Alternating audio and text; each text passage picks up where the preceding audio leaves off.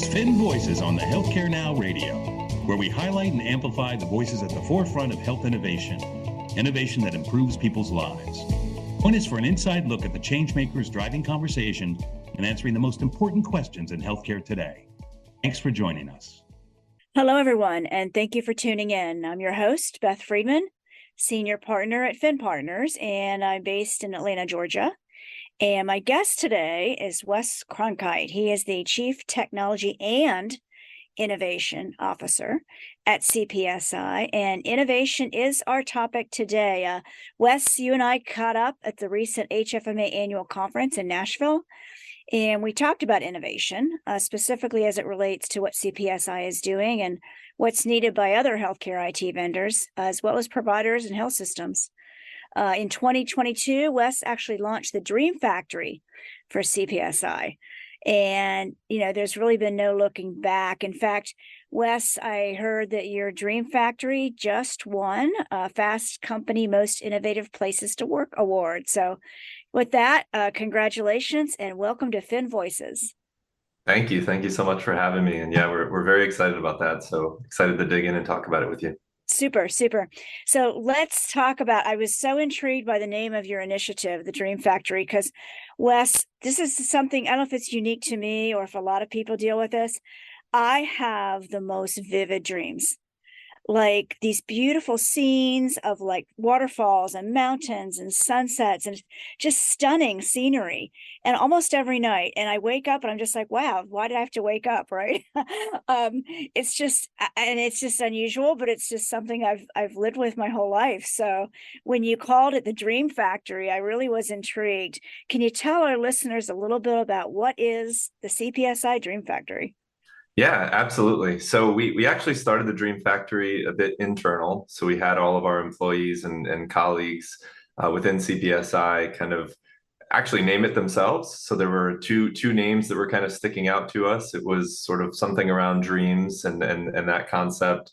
And then the factory side was just making it happen, like actually executing on these dreams and not having a bunch of good ideas that didn't go anywhere. So we started this process of just asking for that feedback to our employee base by allowing them to name the Dream Factory. And then from there, it took off. So what we basically look to do, it's kind of our operating model around innovation. It's how we surround it with resources and talent and challenges for our employees, challenges as well for our customers.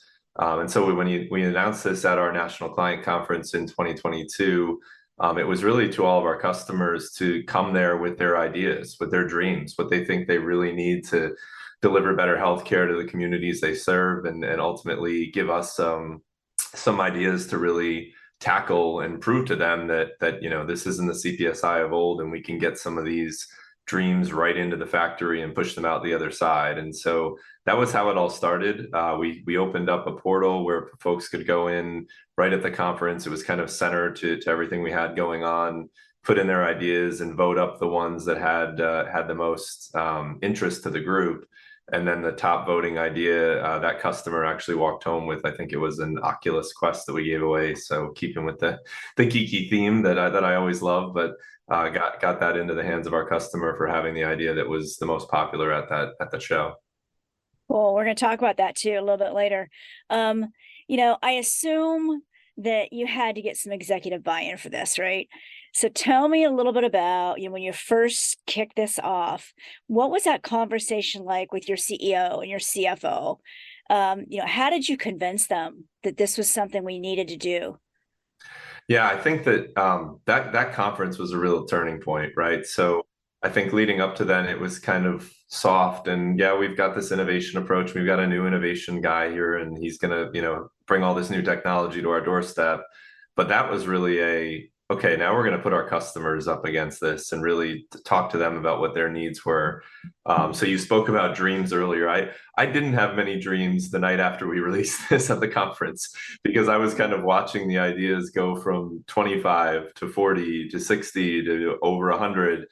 And I was like, how are we going to get all this done? Like, we're a healthcare technology company. We've got regulatory, kind of concerns that we've got to take care of for our customers. We've got long roadmaps, and we typically don't move very quickly against them. So it was a bit of a sleepless night for me, but really kind of started, it actually happened in a car ride over to our celebration event that we had over at the Budweiser brewery in St. Louis, and just kind of said, is there anything better we could work on than what our customers have told us in this conference they want from us? I mean, we've got 100+ ideas, but is there a way I can get some additional kind of funding and budget to also incent our employees to push through and actually challenge them to get all this work done and get it done in a very agile manner and potentially in a month's time? And so that led to a little bit of competitive spirit that our C-suite has of, okay, we're going to challenge people and there's a prize at the end and we could get it rolling, and led to us ultimately getting the buy-in to have a very successful Dream Factory challenge that was done about 4 months after the conference. So you opened it up to customers to submit their dreams, their wish list, but also employees, it sounds like. Yeah, and the employees were incented to execute on the ideas that were out there from either customers or employees, and get it all done in a month's time, which was a bit shocking for everyone, right? We're a very well-established, been around for a bit, software and services company, and to challenge someone to get something done in a month seems overwhelming.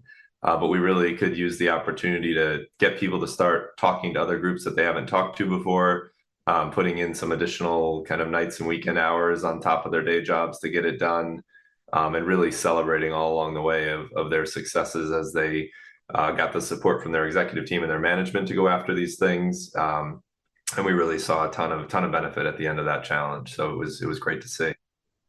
So actually, I'm thinking like the logistics around this. I have two questions. One, you mentioned earlier when we just started that people would vote up. Tell me what vote up means. Like you mentioned the competitive nature. Yeah, so everyone gets one vote, I think it is, when they log into the portal to say what is the most valuable idea that you see out there. And as you go in to enter one, like if you had an idea around improving a nursing workflow, if you put in the word nursing, up would pop one that was already there that someone had put in around the nursing workflow. So instead of adding a ton of duplicates, they would just vote that one up and say, absolutely, I think that's a great idea. Or they would just read through the entire thing and say, I don't have many ideas, but I can tell you what, that one that I just read sounds amazing and I want to vote that up. So that was sort of how some of the competitiveness came into the play with our customers, and the internal submissions we had for Dream Factory, is getting their things to the top of the list. And of course, teams that wanted things done that were internal and also our customers did a bit of lobbying, right? They would go around to each of their team members and say, hey, can you please vote up my idea? I think it's going to be hugely impactful. And that was happening at the conference as well, which was fun to see our customers kind of going back and forth on what ideas they really thought would make the most impact. That sounds fun. That sounds like a lot of fun, actually. You know, I had the opportunity to go to your Visions user group meeting this year. And I will tell you, I've been to lots of user group meetings over the years. I've worked for a lot of vendors, and it was absolutely fun. Probably the funnest one I've ever been to. So kudos for your team on that. So, okay, so we've been talking about how they submitted, who was involved, how they voted up. Can you just, I'm looking for, like, give me one example. You said nursing workflow. Can you let's talk about that for a minute. Give me an example of one of the ideas that actually, came to fruition and was able to be done within that 30 days. Yeah, so the nursing and sort of quality kind of came hand in hand in an idea that actually won. We gave out some awards at the end of the challenge, and this was one of the best in class kind of top 3 awards that we had out there. The concept was, can we take and bring in some of the clinical quality indicators that you'll typically see on dashboards and reports at the end of a visit or a stay, and bring that right into the workflow so you're aware as the care is being delivered, is this going to ultimately lead to a positive measure against the clinical quality, that either may be tied to a program or just in general, but see that right at the point of care so that clinicians and nurses can pivot and make the right decisions based on what that's telling them. So very advanced functionality for an EHR, a pretty big lift. But the team was able to push through in 30 days with a lot of customer help and a lot of support, an actual functioning proof of concept that ultimately was baked into a future release that became the backbone of our new nursing workflow. So it was very cool to see, an idea take its way from, whoa, that sounds really cool, but a bit far-fetched, to, well, here's an actual functioning proof of concept that we can all line up around. And then as well, the additional investment to get that primed up and ready and released out to our, hundreds of EHR customers. That's fantastic. Really fantastic. What was the feedback from those nurses? Like, I assume lots of folks are using this new feature or function capability now, right? Yeah, I mean, they loved it. There's some great quotes out there. I don't have them offhand, but they were something around, life-changing, and Wow. really have loved the new workflow improvements. And anytime as well, we pick something up like that, we also are trying to improve the things that are around the periphery, right? So yes, there's a brand new functionality that we're putting forward, but at the same time, let's clean up the workflow while we've opened up the box, and make sure that it is meeting the needs of our customers. And that's been a bit more of the new culture of making sure we can deliver what's needed out to the customer base as they need it. Super. I'm going to take a quick break here, Wes. We got a lot more to talk about, but just to let everybody know, if you just tuned in, you're listening to Fin Voices on Healthcare Now Radio, and my guest today is Wes Cronkite, Chief Technology and Innovation Officer at CPSI. So let's talk about, we've talked about some of the great stuff that's come out, the fun, the enthusiasm, obviously the success story with nurses, which is one of our most important audiences these days, for sure. What were the obstacles? What were the hurdles you had to overcome? What were the challenges along the way? Yeah, again, with us being such a long tenured company, which is great from like a culture perspective. And as you mentioned, our conferences are very fun because we've known our customers and our employees for a long time. But this was very new for a lot of people. So I think some of the obstacles were just not having the clarity or the roadmap or the game plan kind of delivered to folks that were very used to having that level of kind of guidance and oversight, and here's what you need to build because we need it for XYZ reasons. So there were a lot of questions that came inbound. My team's chat was blowing up for about a week and a half of just, well, wait, how will this work? Or how do we put this through release planning? Or how can we potentially, handle this piece of this functionality? Or how do I get this person to help? And it really just came back every time almost to the same theme of, go ahead and just ask those questions of the people who are in the know and figure out what you think is best, which was a bit new. Again, there was kind of this expectation and culture that, that a lot of that would be either dictated to, or, being in the healthcare industry, regulation sets the stage. And this was kind of a wide open, hey, why don't we just go after this together? And you'll ask the right questions, you'll figure it out. If you don't, pivot to something new. It set the stage for a lot of the agile mindset that we kind of want to put onto the organization as well. And that's been kicked into gear as well from this. But those were definitely some of the early stage obstacles of consistently looking for guidance and feedback, and the feedback being, go figure it out, which is a little rough to hear, but it is honestly a part of what we wanted to prove here, is that you put a bunch of really smart, passionate people together against the problem, and even in a month's time, it will get figured out. But that was definitely a bit of the obstacles. And then it was something that I wasn't kidding, was kind of thought up overnight as to, hey, let's go after this challenge, and announced pretty quickly afterwards. So definitely was a bit stressful to manage all the administration of that. Since then, I've hired on a lead of the Dream Factory, who's kind of helping to drive that and to go forward. But it was a lot of kind of nights in hotels trying to sort out all the logistics of this challenge, which led to a few surprises, specifically around the budget. But we're through that now, and this year we'll get better. So that was obviously one of the challenges as well, which, is going to happen, whether you're a health IT company or whether you're a provider. Budget is going to be an issue, right? But change is always worth it. At least that's what they always say about change. And it's true. I've experienced that time and time again. As much as I kick and scream against change, it really is always worth it. You mentioned Agile, and I know you're trained and certified in that. So do you see Agile processes and methodologies being used across other IT vendors and health systems now? Has it become pretty prevalent? Yeah, I think it's getting there. I do think that healthcare and specifically, and again, I think of some of it's just the industry dynamics of what's required from us from a regulatory perspective, still do operate a lot in that project-based mentality of here's the deadline, let's get it done by the deadline. But you do see a lot of the startup kind of, communities and the other technologies that are surrounding that core healthcare environment really pushing the agenda on we've got solutions, we've got value, we want to get it to you quickly.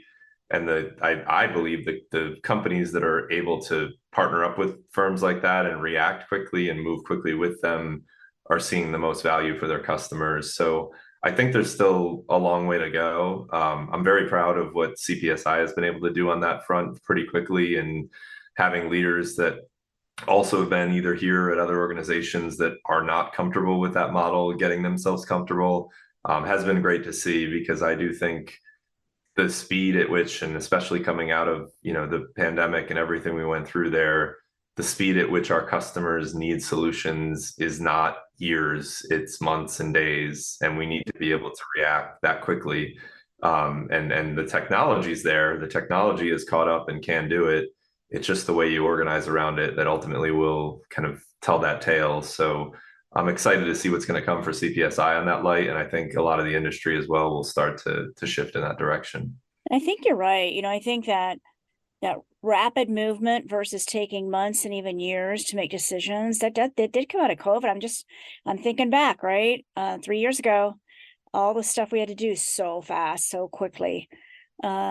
And so now, putting that into a more positive, creative light, doing things fast and quickly because it solves problems, not because we have to put out the fire, right? Yeah, cool. Very cool. Very cool. So tell me about, you just won this Fast Company Most Innovative Places to Work award. And I know that you had so much to do with that. So that's got to feel good and be exciting for the whole company, really. What's next for the Dream Factory? What's ahead? What can you tell us? I know you may not be able to tell us everything, but what can you tell us?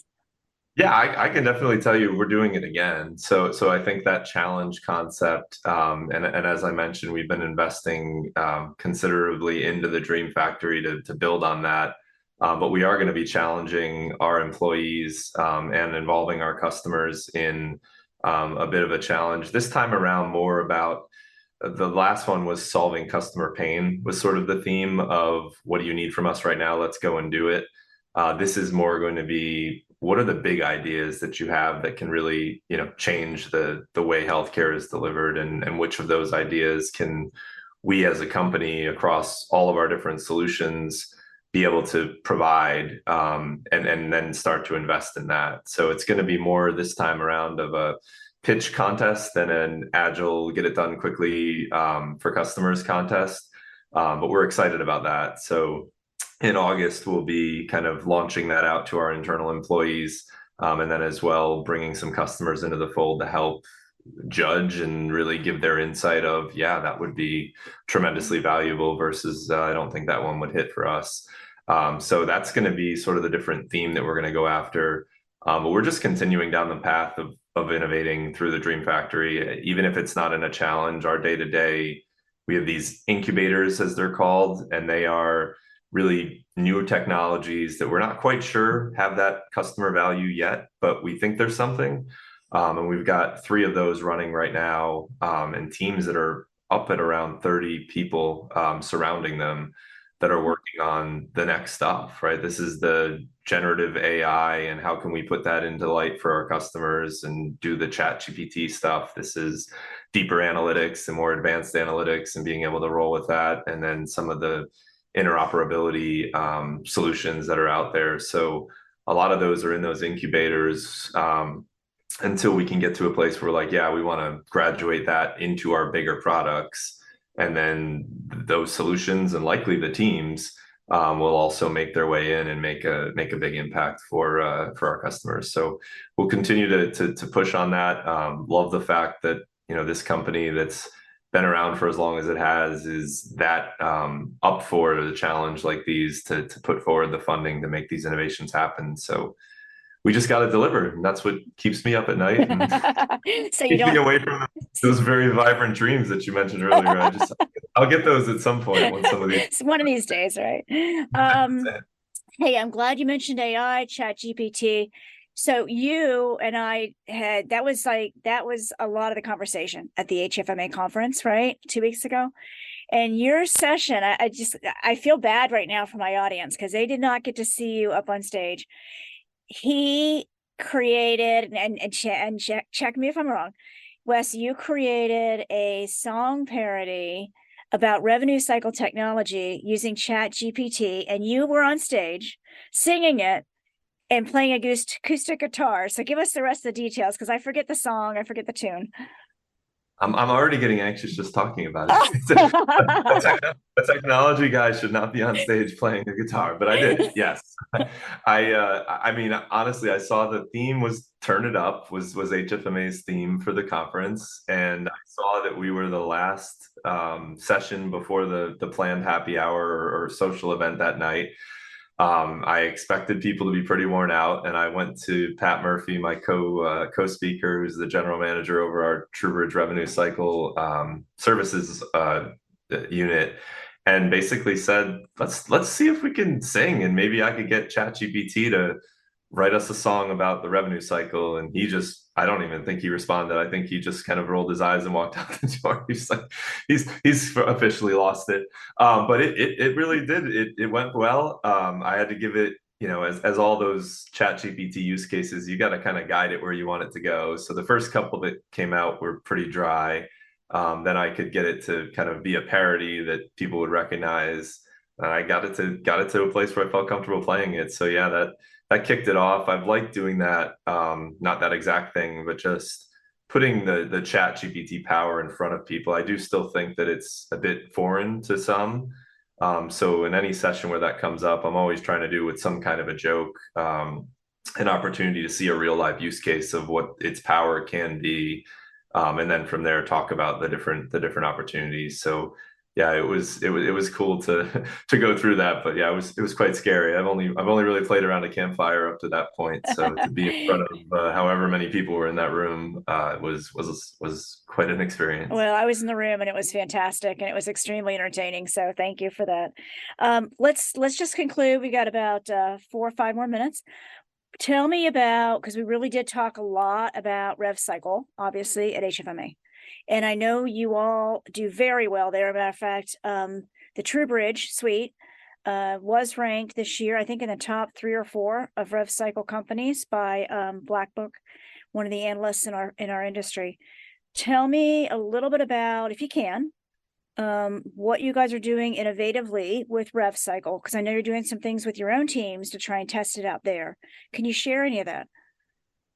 Yeah, so some of this was after the amazing guitar session. So we are kind of a lot of those incubators that I mentioned, the advanced analytics, some of the automation and RPA solutions, as well as a bit of our clinical interoperability, but that's more on the EHR side. Really have been, let's focus on TrueBridge first, because we have an audience that's internal there where we don't have to put this out in front of customers too early. It's still a bit early stage, but let's see what kind of value we can get out of putting this against our own use cases for the 1,000+ folks we have working on behalf of our customers on the TrueBridge side, and make that happen. And so we've seen a ton of value come through that. We're up to a point now where we're automating 3,500 hours a month of manual tasks that humans used to begrudgingly do to work the revenue cycle kind of process. And to be able to do that through automation is fantastic. It takes that off of their plates, really makes them excited about coming to work and putting their brain to use instead of doing mindless either website entry or data entry, and getting all that to be done with automation. So that's been big, as has our analytics. That's a little bit earlier stage, but we've really built a great platform out there to have all the data where we need it so we can make the right decisions and eventually give the robots a little bit more intelligence to say, hey, we've seen this happen 95 times out of 100. Pretty good chance it's going to happen again. Why don't you go ahead and just take the next step and send that appeal letter out to that payer and make it happen? So we're seeing a lot of real tangible benefits out of that. Really excited to see where that's going to come. And then also starting to invite in some beta customers that are in our technology stack on the TrueBridge side to also gain that value if they haven't signed up for our services. Cool. That's exciting. Yeah, revenue cycle, that's my background, right? Because I was in medical record coding and so many mundane, laborious, just paper shoving tasks, right? Day in and day out. And the gist that I got from the HFMA crowd when I was there is, I think a couple of years ago, there would have been this conversation about, but we don't want to disturb all of our legacy staff, or what do we do with them? But no more. Nobody talks about that anymore. It's all like, we have to upskill them. We're going to give them the tools they need to be the workforce that we need for the future. And I know you guys are doing some work there too, because I actually also sat with your HR director. Now, can you give us any insights into that, or do we need to have her on the show next? I think so. We're doing a bit of a similar messaging to the Iowa HFMA Council later this month. So she'll be talking about that. But yeah, the key is, and you mentioned it, it's upskilling. And it's not upskilling in like you need to learn how to program a bot. It's more upskilling in just be comfortable with having an assistant, right? That can help you with these tasks and don't feel like you've got to do all of that laborsome, manual, tedious work.